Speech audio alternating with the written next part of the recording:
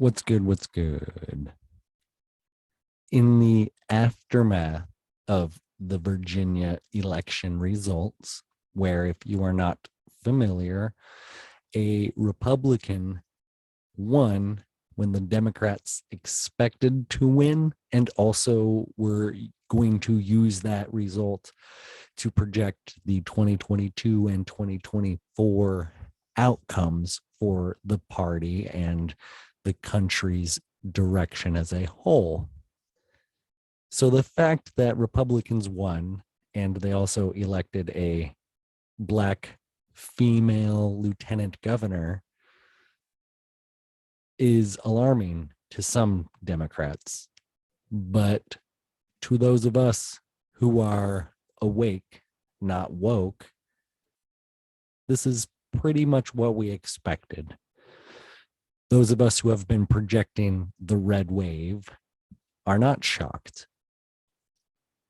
Unfortunately, there is a dark and a positive side to the rise in nationalism that we are seeing. Nationalism is not inherently bad, I believe. However, when it is nationalism that is grown out of a response to the divisive culture wars, it is no longer a loving, community-centered, patriotic nationalism, but it is an angry, populist sort of, you could almost call it reactionary. We might delve into that terminology, specifically those who resisted the proletariat uprising of the Russian communists.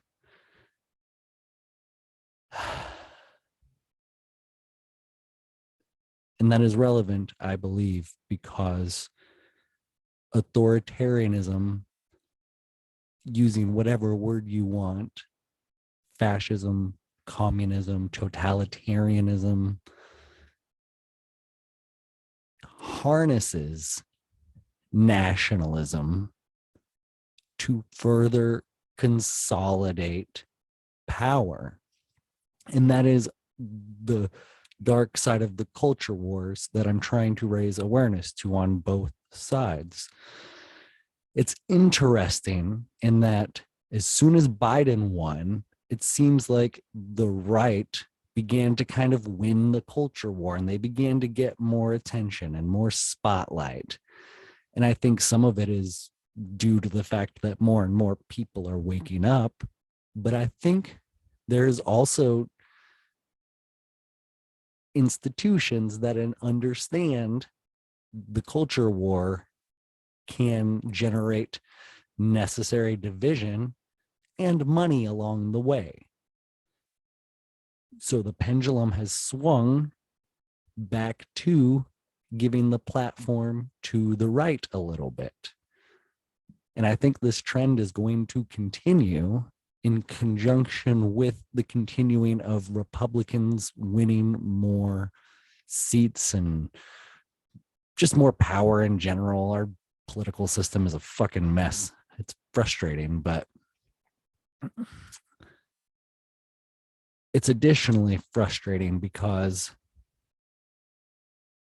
this alienation does not have to be happening. And the title of this video might be a bit clickbaitish, but it's really an honest assessment, in my opinion, of what the left, we should find a different word for whatever the minority. I don't know if it's a minority anymore, though. That's the problem. I think there are just a large number of Democrats who will not acknowledge there is a very insidious element that has infested the party. That's the problem.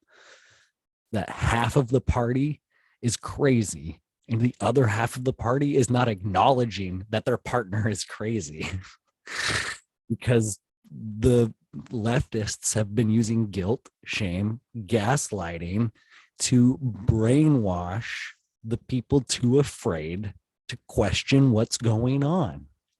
The cult that cried wolf, everything is racist, everything is sexist, everything is white supremacy. And I'm not exaggerating. Go look at what the mainstream media has been saying about the Virginia election. You can find clip upon clip upon clip upon clip of pundits saying and blaming whiteness and white people and white women and white nationalism and white supremacy. And this is exactly what is going to allow actual racism to grow and flourish, because now people can just blame wokeness and cancel culture and the woke mob, and actual evil racist people are going to be emboldened, and they're going to be able to hide amongst the growing crowd of the nationalist movement. Sorry.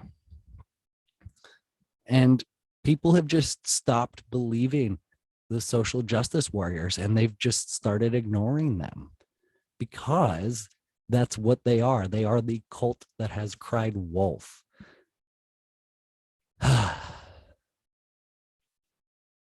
Yeah, get it, buddy.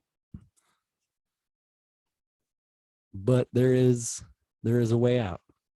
There is a path forward. There is a possibility for unity. Who would have thought that Joe Biden really would have brought together a whole lot of the country? He is bringing unity together. Let's go, Brandon. Oh, man. Okay. Let's see if I can wrap this video up. Talking about the red wave that's coming. Okay, here's how I want to wrap this video up. In Seattle, Washington, they elected a Republican like city attorney or something like that. It's wild. Like, that one shocked a lot of people. So the red wave is real. And my prediction for the 2024 election, I believe we are going to see Ron DeSantis and Candace Owens as the GOP ticket. And I think it's going to be a crazy election, because I think a lot of people are now aware of the fortification that has occurred, and they anticipate to continue to occur. And a lot of crap's going to go on. A lot of crap is going to go on. It's going to get crazy.